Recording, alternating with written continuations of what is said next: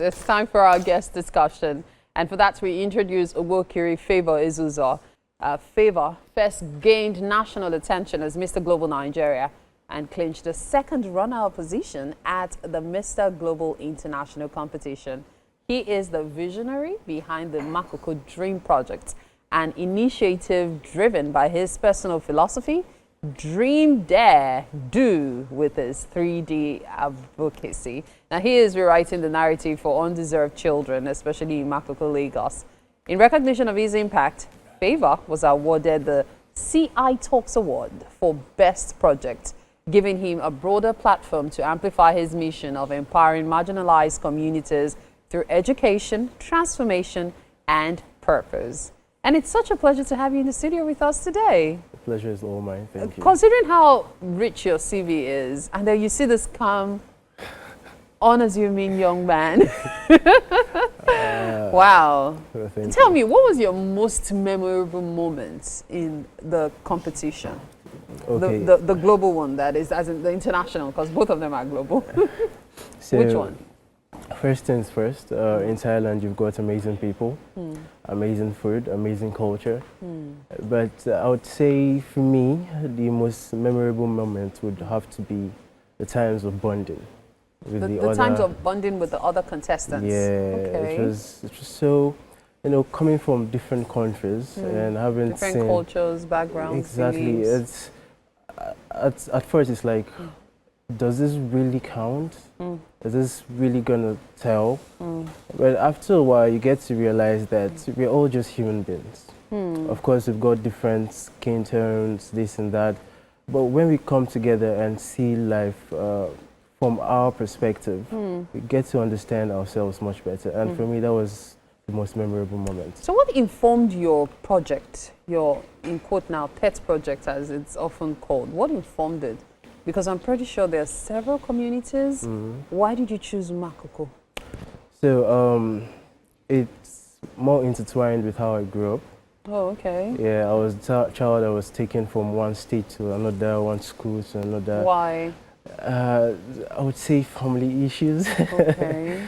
But what really got me more interested, more invested into Makoko is the fact that when I went there, because I would always like to do my survey before anything, I saw faces that were hopeful, faces that were just like mine when I was growing up, faces that would want betterment for themselves. You saw a reflection of your old self. True, true. And it made me want to do something for the community, mostly for the children. And I just had to. And God willing, I was able to present a very, I would say, promising story to the international body. And they took notice of it, and I won the competition for that reason. So what influence has winning had on that project? Okay, so CI Talks is an organization that looks to see the issues of the society and find ways to make it better for that society. And I would say the best way they've actually contributed to it is more financial. Yes. Of course, there's the part of making sure that everyone gets to awareness. Yes. But you see the part of finances, you can't go wrong with resources. Because these kids, as long as they're in school, there are certain things they need. Apart from resources, you also got their conducive environment that needs management. So all this was taken notes by me and presented to the organization.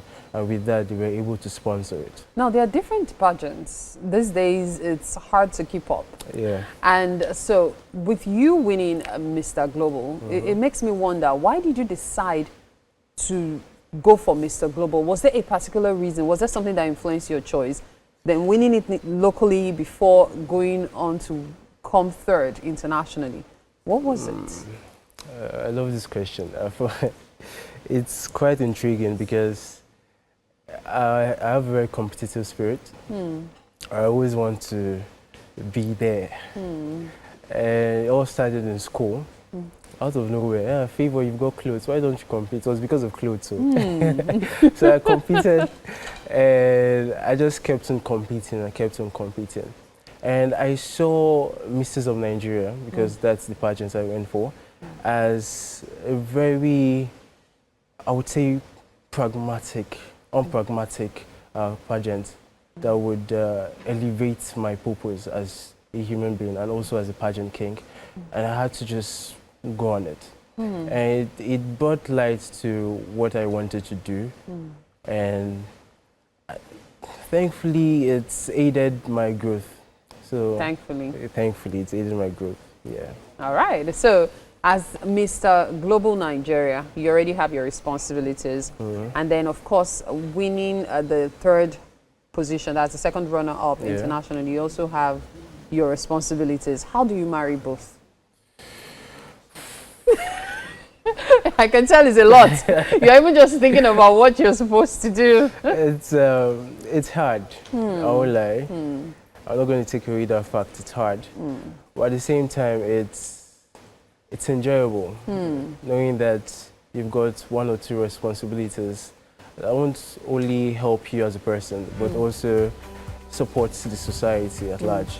So the responsibilities are basically just catering for the needs of people, and those that can't afford those needs. So going forward, what should we expect from you? Crazy things. Crazy things. I like that one. Crazy things. More transformative agendas. I've started with Makoko. I want to finish with Makoko. It's a very broad, very large society. There are lots of undermined infrastructures there. And even being multifaceted, I still want to concentrate on just one thing.